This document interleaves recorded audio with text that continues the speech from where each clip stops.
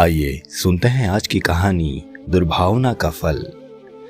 गंगा नदी गौमुख से निकलकर उत्तरांचल यानी कि उत्तराखंड में कुछ दूर तक जाह्नवी के नाम से भी जानी जाती है। उसी जाह्नवी नदी के किनारे एक महर्षि का गुरुकुल था, जहां धर्म और अस्त्र शस्त्र चलाने की शिक्षा दी जाती थी। वहां अनेक शिष्य आते। गुरुकुल में कड़ा अनुशासन था। गुरु की आज्ञा का पालन करना और आपस में मित्रता का व्यवहार करना वहां का पहला नियम था। गुरुकुल में अपने बच्चों को भेजने के बाद माता पिता निश्चिंत हो जाते थे। उन्हें गुरु पर विश्वास था कि वे बच्चों को अच्छी शिक्षा और अच्छे संस्कार देंगे। उसी गुरुकुल में विभूति, दक्षेश, सुवास और नवीन भी शिक्षा ग्रहण कर रहे थे। विभूति और दक्षेश बहुत बुद्धिमान थे। हर विद्या सबसे पहले सीख लेते। बस एक ही कमी थी कि दोनों बहुत ईर्ष्यालु थे। किसी और की प्रशंसा ना कर सकते थे, न ही सुन सकते थे। इसके विपरीत सुवास और नवीन साधारण बुद्धि के थे, पर सबसे मित्रता का व्यवहार करते थे, सबके गुणों का सम्मान करते थे। सुवास और नवीन ने अपने साथियों को समझाने का बहुत प्रयास किया, पर सब व्यर्थ रहा। महर्षि को भी बहुत चिंता थी कि उन्हें कैसे सुधारा जाए। वे दोनों बालकों में अहंकार और ईर्ष्या की भावना को खत्म करना चाहते थे, पर उचित अवसर नहीं मिल पा रहा था। जाह्नवी नदी के दूसरे किनारे पर एक बस्ती थी। वहां एक जमींदार थे, जिनकी शिक्षा दीक्षा इसी गुरुकुल में हुई थी। उन्हीं दिनों वे गंगोत्री, यमुनोत्री, केदारनाथ और बद्रीनाथ, जिन्हें उत्तरांचल यानी कि उत्तराखंड के 4 धाम कहा जाता है, वहां की यात्रा करके लौटे। उन्होंने एक भोज का आयोजन किया। जमींदारों ने सबसे पहले गुरुकुल में संदेश भेजा, महर्षिवर संदेश वाहक के साथ कृपया अपने 2 योग्य शिष्य भेज देवे। उन्हें भोजन कराने के बाद ही भोज आरंभ होगा। साथ ही मैं उनकी योग्यता के लिए उन्हें सम्मानित भी करना चाहता हूँ। गुरु ने कुछ सोचकर विभूति और दक्षेश को बुलाया और कहा, नदी के उस पार रहने वाले जमींदार ने आश्रम के 2 योग्य शिष्यों को दावत के लिए बुलाया है।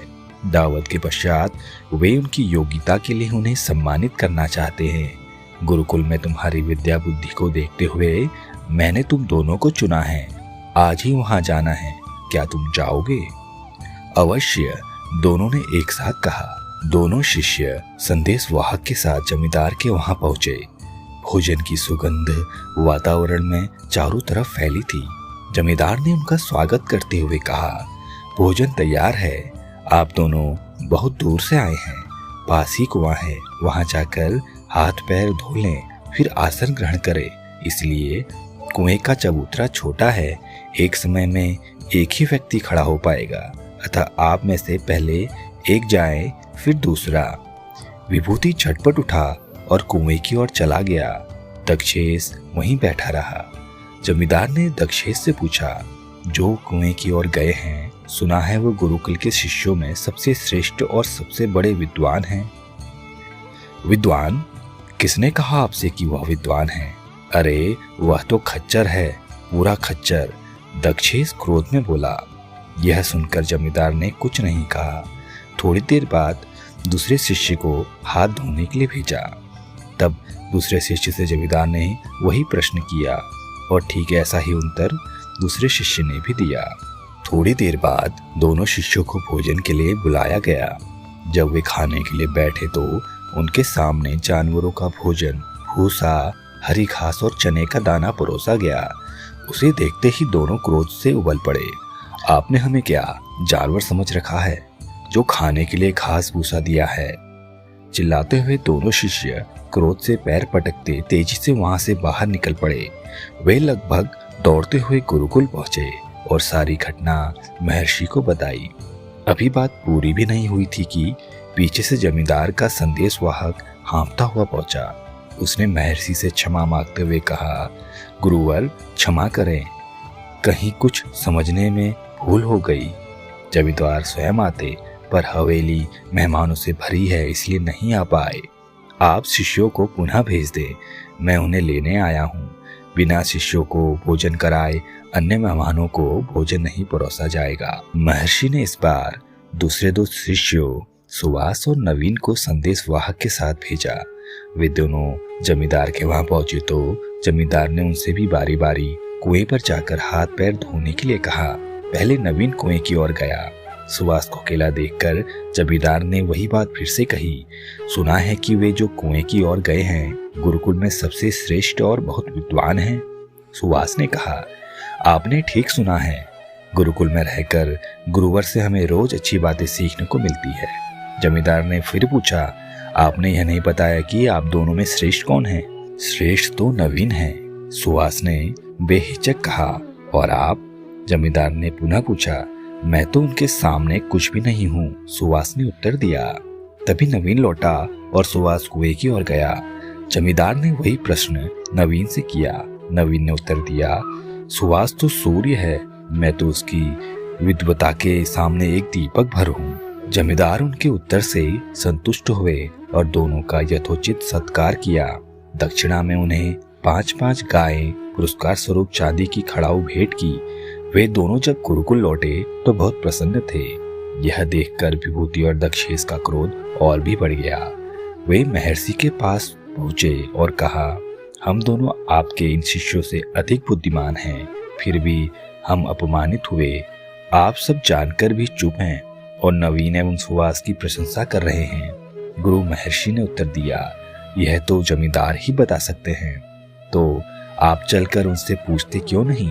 दक्षेश ने हठ किया। महर्षि अनमने से चारों शिष्यों को साथ लेकर चल पड़े। जमींदार ने दौड़कर गुरु की आगवानी की और चारों शिष्यों को आसन दिया। महर्षि ने आने का कारण बताते हुए कहा, वत्स, आपने शिष्यों के साथ भेदभाव क्यों किया? दक्षेश और विभूति का कहना है कि उनका अपमान हुआ है। आपको इसका उचित कारण बताना ही होगा। जमींदार ने गंभीर स्वर में कहा, महर्षि, मैंने आपसे 2 सुयोग्य विद्वान भेजने का आग्रह किया था, पर आपने मेरे यहाँ बैल और खच्चर भेज दिए। जब मैंने आपके पहले भेजे हुए शिष्यों से प्रश्न पूछा तो उन्होंने एक दूसरे का यही परिचय दिया। अतः मैंने दोनों के लिए जानवरों वाले प्रिय भोजन परोसे। मुझसे कोई भूल हो गई हो तो मुझे क्षमा करें। जमींदार की बात खत्म होने से पहले विभूति और दक्षेश का सिर शर्म से झुक गया। उन्हें अपनी भूल महसूस हुई। उन्होंने जमींदार से क्षमा मांगी।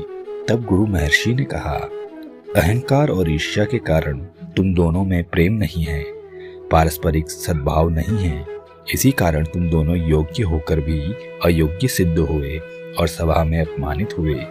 वहीं सुभाष और नवीन तुम दोनों की अपेक्षा कम योग्य हैं, पर वे विनम्र, शिष्ट और एक दूसरे के प्रति मित्रता का भाव रखते हैं। इसी कारण आज यहाँ सम्मानित हुए। सबकी भावना की कद्र करना, सबसे प्रेम करना और सबका सम्मान करना ही शिष्य को योग्य बनाता है। इसे सुनकर वहां उपस्थित लोगों ने गुरु की प्रशंसा की और गुरु को यह विश्वास हो गया कि अब उनके चारों शिष्य एक समान योग्य होकर घर लौटेंगे। ऐसी ही रोचक कहानियां सुनने के लिए आप हमारे YouTube चैनल को लाइक, शेयर तथा सब्सक्राइब जरूर करें। धन्यवाद।